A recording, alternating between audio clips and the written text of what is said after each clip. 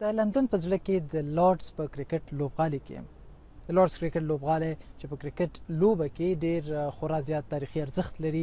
شاوخوا یوه نیمه دوه پیړیو کې د کرکټ لوبې ډېرې لوړې ژورې لارډز لیدلي دي. دلته د کرکټ خورا اتل ځلانده ستوري راغلي په تېرو یوه نیمه پیړۍ کې لوبېدلي دي او اوس دا دی په کرکټ کې نشته، خو نوم یې تل پاتې دی.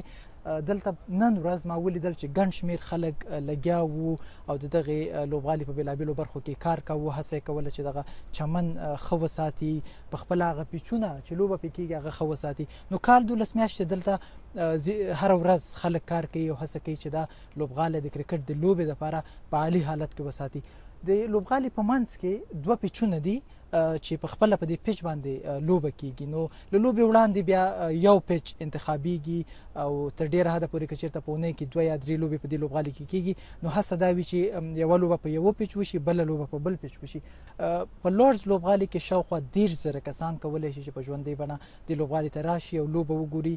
ډیر دي، فکر کوم نه که د نړۍ نورو لوبغالو ته وګورو لکه استرالیا کې که وګورو نږدې 8 لوبغالي داسې دي چې له 15,000 زیات کسان کولی شي هلته ورشي لوبه پکې وګوري. ملبورن یو غوره مثال دی چې له 100,000 یا 100,000 زیات کسان کولی شي نندارچیان چې هلته ورشي او د کرکټ لوبه وګوري. نو د هغې په پرتله او د هند کې هم ځینې لوبغالي هغې سره که پرتله کړو د لارډز لوبغالي کې ډېر کم کسان په یو وخت راتلی شي او لوبه لیدلی شي.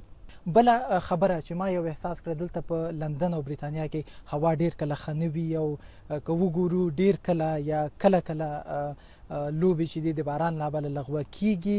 نو ملبورن یا د استرالیا ملبورن لوبغالی چې دی د هغې سر پټ دی، نو هلته که هوا هر ډول وي، باران وي، وریځ وي، نو هیڅ پروا نه وي ځکه سر یې پټ وي، لوبه روانه وي. دلته د دې لوبغالي سر پټ نه دی او که دلته چېرته باران وشي نو لوبه لغوه کېدلی شي یا ځنډېدلی شي لږ تر لږه. دلته د لارډز د لوبغالي یا د MCC مشران داسې وایي چې دوی په راتلونکي کلونو کې هڅه کوي چې دغه لوبغالي کې خورا ډېر بدلونونه راولي او یو بدلون به هم دا وي چې سر یې پټ کړي یا چت ورته پیدا کړي.